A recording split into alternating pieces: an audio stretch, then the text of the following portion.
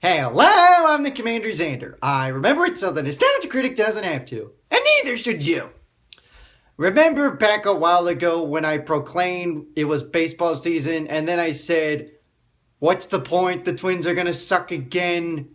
Well, fast forward 5 or so months later and guess what? The Twins are not in the basement. In fact, they're very much in the playoff picture. And that brings up my focal point of the day. Parity. The MLB is full of it. And there's a big reason why. It's the league with the fewest number of teams that make the playoffs. And it's also the hardest to build a dynasty in this day and age. But, take for example, could you have ever predicted that at this stage of the season, the Rangers, the Twins, the Astros, even the Mets, although they kind of had expectations, would be in the positions that they're in right now, very much in the playoff picture?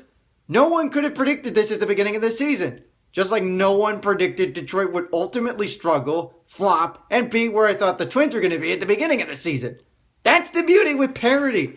With parity, you get different teams making the playoffs. Take the Royals, for example. They missed the playoffs for 3 consecutive decades before they finally turned it around and actually came within 90 feet of Ty Madison, Bumgarner, and the Giants in Game 7 of the World Series last year. That's the power of parity. And Toronto fans can understand that because they're about to end a 2-decade playoff drought. They haven't been to the playoffs since they last won the World Series, back in 1993. I was just a few months old at that point. But you get the idea. And the question raises, why can't there be parity in the other major professional leagues? The NFL kind of does, but for the most part, it's the same teams every year. New England wins the East, they win the AFC. Denver reigns the West because of Peyton Manning. The Colts rule the South because that division sucks and they have Andrew Luck. Whereas the NFC, there's a lot of good teams in the NFC. Of course, the Seahawks always win the fucking West, and that really pisses me off. Packers usually win the North because that division is nah. Although it's getting better with the Vikings on the rise. But it's pretty much the same teams. Why? Where's the parity? I know it's tough to get a dynasty in the NFL nowadays. Unless you cheat like the fucking Patriots. But still, it's the same teams for the most part. Yeah, you get some newcomers in a wildcard mix every now and then. But for the most part, they don't stand a chance against the superior powers of the NFL. The NHL is kind of in the same boat. Where you've got the same teams usually making the playoffs. But it's hard to build a dynasty. Unless, of course, you're the fucking Blackhawks. Piss off. But besides that, I mean, you get some teams that never make the playoffs and then they turn it around and they make a 1-year playoff run. And you get some parity there. But otherwise, it's pretty much the same as the NFL. Yeah, it's hard to build a dynasty. But for the most part, it's the same teams making the playoffs every year. The worst of it is the fucking NBA. Why? Because the Eastern Conference is pathetic. It's the same teams and the same seeds every fucking year, and you know who's going to come out of that conference. The West, granted, does not have parity either, but they've got a lot of superior teams that are capable of winning that tough conference. And if you get a newcomer, like say the Warriors, who have built their way up, then you kind of get some parity. But there's a reason why the NBA doesn't have parity, and that's because of the superstars.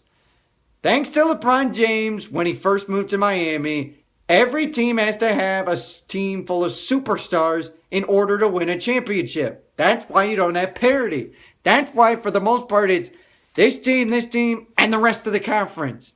Well, at least in the Eastern Conference. Why can't there be parity in the NBA? Because the superstars deny it.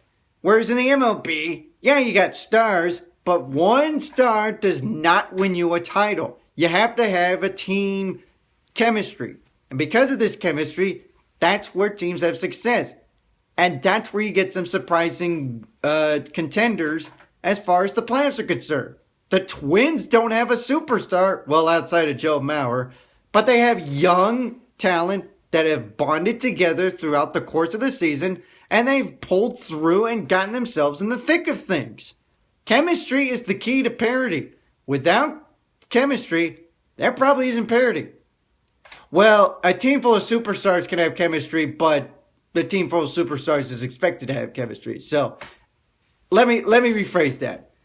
A team without superstars that has chemistry does create parity. A team with superstars that have chemistry completes nothing but boringness because you know what's going to fucking happen. So my advice for the NBA, try and avoid these superstar teams. Have a team have one superstar and have a supporting cast. That's what makes the NBA great and less predictable. Because with predictability comes boringness. That's why the NHL is fun to watch. That's why the NFL is fun to watch. That's why baseball, even though no one gives a shit, fuck you all. That's why baseball's big. I like baseball. I'm one of the few that likes baseball. But without that chemistry, you don't get parity. Which is why I'm saying we need to have more leagues with teams having one superstar and a supporting cast that helps that superstar. Otherwise, we're just like the fucking NBA, where it's a bunch of superstars beating the crap out of shitty teams. Parity needs to happen ASAP. I'm the CommanderZander. I remember it so the nostalgia Greg doesn't have to, and neither should you.